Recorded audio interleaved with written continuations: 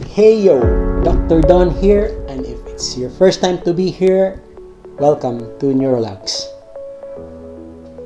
Do you have a headache, loss of smell, loss of taste? Do you have other symptoms that could perhaps be COVID? I made a previous video on COVID-19 and its neuro symptoms and its connection to the so-called long COVID syndrome, and you can click on it here. You can also find the link in the description below. But today, I will present to you COVID-19 and its neuro symptoms and manifestations, the Philippine experience. Big thanks goes to the Philippine CORONA Study Group and the Philippine Neurological Association for spearheading and funding this very important undertaking. And by the way, just to make matters clear, let me say that I am not sponsored by them. A big shout out goes to the principal investigators of this study, my neuroscience colleagues, Drs. Adrian Espiritu, Charmaine Sy, Michelle Anlacan and Dominic Jamora. They are all from the Department of Neurosciences of the UP-Philippine General Hospital. Stay with me till the end of this video and let's talk more about the results of this Philippine CORONA study.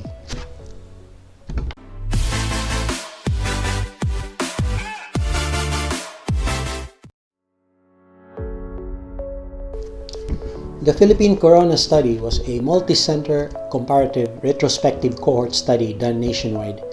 It involved a total of 10,881 COVID-19 patients admitted starting February till December of 2020 in 37 major hospital study sites from various regions in the Philippines. I am showing here the various hospitals or study center sites. Included were adults who were greater than or equal to 19 years old with COVID-19 that was confirmed via RT-PCR of nasopharyngeal swab samples, having clinical signs and symptoms ascribed to infection with COVID-19, and with appropriate hospital dispositions at the end. Patients were then grouped into two cohorts, those with new onset neurological symptoms, the exposed NNS group, and those without neuro symptoms, which is the unexposed non-NNS group.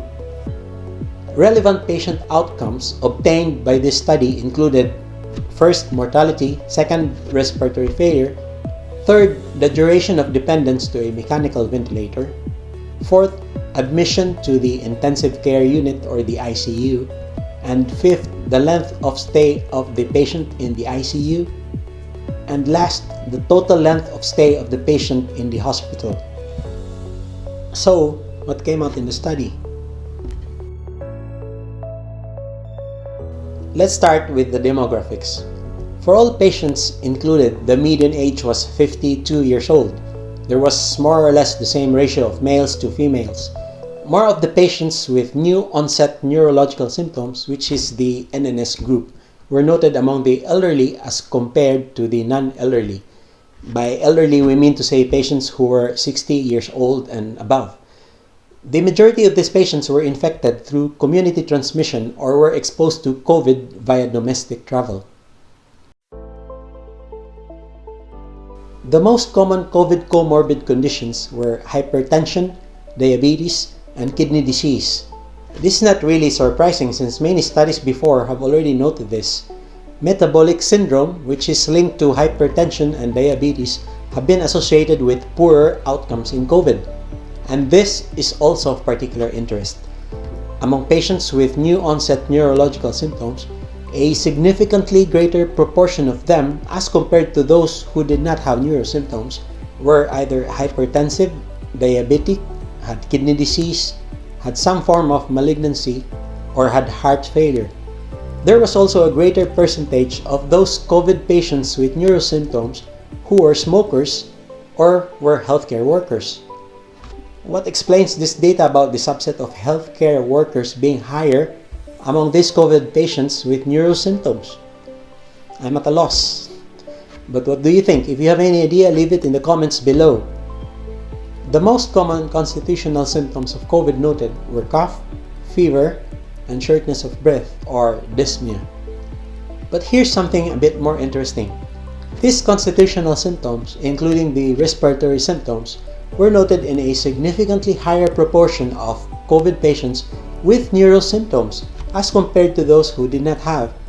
This means if you have COVID and at the same time you have neuro symptoms, then you are also more likely to have cough, especially a cough that's productive of phlegm, fever, dyspnea, sore throat, fatigue, rhinorrhea, or runny nose that comes with colds, and diarrhea.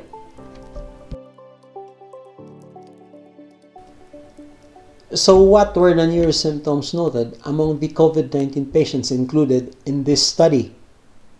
Headache was noted as the most common new onset neuro symptom among these COVID patients, followed by problems with smell and altered sensorium or wakefulness. Smell-related symptoms including either anosmia or hyposmia. Anosmia being loss of smell, while hyposmia is some sort of impairment of the capacity to smell. Other neurological symptoms noted in these patients included ageusia or loss of taste, musculoskeletal pains or myalgia, weakness of any extremity, dizziness, confusion, vomiting, seizures, speech difficulty or dysarthria, nausea, numbness of an extremity, weakness of facial muscles, tremors, numbness of the face, and difficulty swallowing food or what is called dysphagia. About 9 out of every 100 COVID patients had a new onset neurological disorder or complication. Most of them either had an encephalopathy, a stroke, which was either a brain infarct or hemorrhage, or a seizure episode. Of the 10,881 COVID-19 patients, a total of 1,702 died. The typical causes of death were acute respiratory distress syndrome or ARDS, which accounted for about 44% of deaths, and septic shock, which accounted for about 41% of all deaths. Now here's the more interesting part. In this study, a significantly higher proportion of COVID patients with new onset neurosymptoms or NNS died as compared to those who did not have neurosymptoms. That's 23% versus 40%. That's quite a big difference. When specific causes of death were noted, a statistically higher percentage among COVID patients with neurosymptoms died due to ARDS, septic shock, and brain herniation. Brain herniation would probably be self-explanatory because the fact that when they get admitted and they already had a stroke, that makes them prone to brain herniation, whether it be due to hemorrhage or infarction.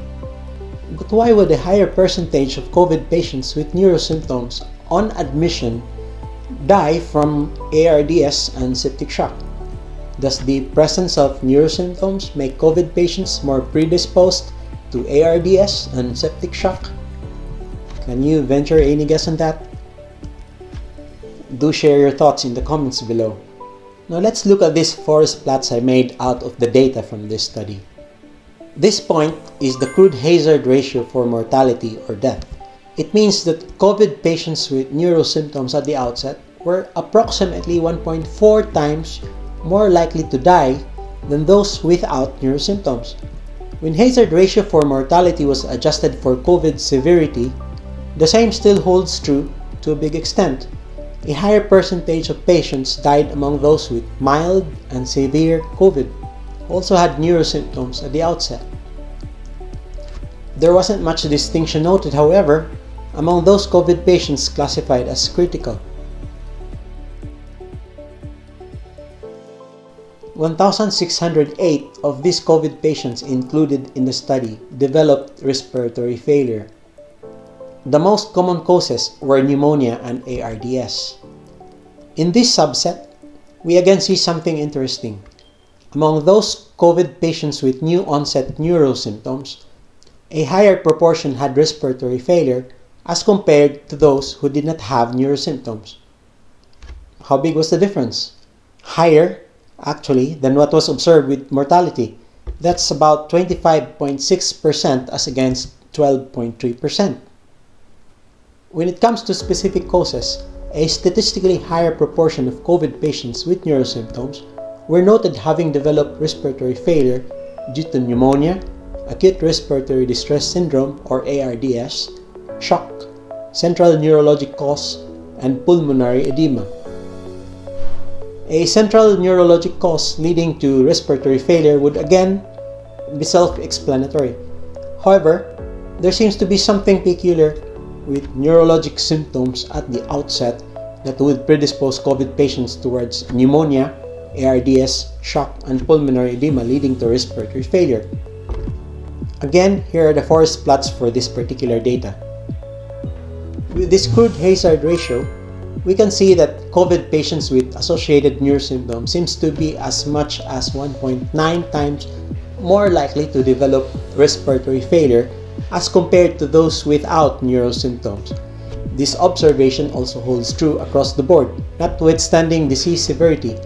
In other words, all COVID-19 cases with associated neurosymptoms, notwithstanding whether they are mild, severe, or critical, were more likely to develop respiratory failure than those without neurosymptoms. So, it looks like the mere presence of these neurosymptoms at the outset makes COVID patients more likely to develop respiratory failure along the course of their hospital admission. As I already mentioned a short while ago, COVID patients with neurosymptoms at the outset were approximately 1.9 times more likely to develop respiratory failure than those without neurosymptoms.